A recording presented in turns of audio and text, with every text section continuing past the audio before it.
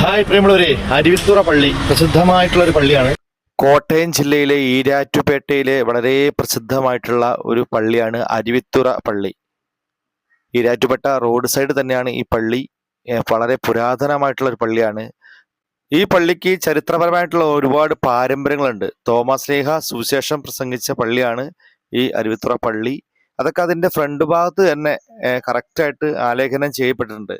പ്രത്യേകിച്ച് അതിന്റെ വൃത്തി, അതിന്റെ ആ പൗരാണികമായിട്ടുള്ള ഒരു ഭംഗി എല്ലാം അതിൽ പെടും.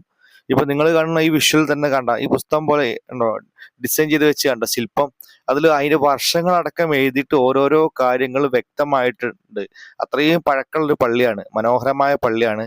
പ്രിയമുള്ളൊരു ശ്രീനിവാസമാണ്. ഞാനിപ്പോൾ ഉള്ളത് ഈരാറ്റുപേട്ടയാണ്. ഈരാറ്റുപേട്ട അരുവിത്തുറ പള്ളിയാണ്. അപ്പോൾ ഈ പള്ളിയിൽ ഇങ്ങനെ വന്നപ്പോൾ ഭയങ്കര ഫീൽ. ഒരുപാട് പുരാതന പള്ളിയാണ്. അത് മാത്രമല്ല, ഇതിന്റെ സെമിത്തേരി സന്ദർശിക്കാനുള്ള അവസരം കിട്ടി.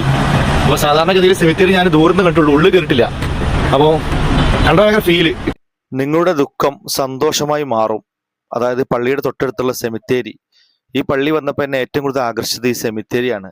എത്ര വൃത്തിയായിട്ട് മനോഹരമായിട്ടാണ് ഈ സെമിത്തേരി പരിപാലിക്കുന്നത്. ഈ പള്ളി കമ്മിറ്റിയെ അംഗീകരിച്ചേ മതിയാവും, അഭിനന്ദിച്ചേ മതിയാവും.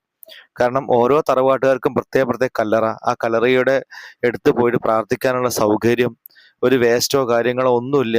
ഈ ഒരു മണ്ഡപത്തിലുള്ളത് ഈ പള്ളിയിൽ വന്ന അച്ഛന്മാരുടെയൊക്കെ ഗബറിടങ്ങളാണ്. പ്രത്യേകിച്ച് എനിക്ക് അതിൽ ഏറ്റവും വലിയ ഇത്, പലപ്പോഴും നമുക്ക് നമ്മുടെ അച്ഛനറിയാം, അച്ഛൻ്റെ അച്ഛനറിയാം, പക്ഷെ അതിന് മുകളിലേക്ക് പറയില്ല.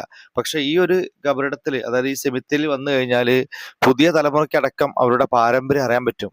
1800-കളിലും 1700-കളിലും ഒക്കെ ഉള്ള അത്രയും ഇതായിട്ടാണ്, സെറ്റപ്പിലാണ് ഇതാക്കിയത്. അതുപോലെ കുട്ടികളുണ്ട്. ഏതായാലും അവിടുന്ന് തിരിച്ചു പോരുമ്പോൾ മനസ്സ് എനിക്ക് ഭയങ്കര വിങ്ങലായിരുന്നു. ആ വാക്കും അതുപോലെ തന്നെയാണല്ലോ. അതുപോലെ തന്നെ ഈ പള്ളി എന്നുള്ളത് വളരെ പുരാതന പള്ളിയാണ്. അതിന്റെ ഓരോരോ കാര്യങ്ങളും ഇപ്പോഴും അവിടെ പണി നടന്നുകൊണ്ടിരിക്കുകയാണ്. അതിന്റെ വൃത്തി കാര്യങ്ങളൊക്കെ വളരെ അംഗീകരിച്ചേ പറ്റുള്ളൂ.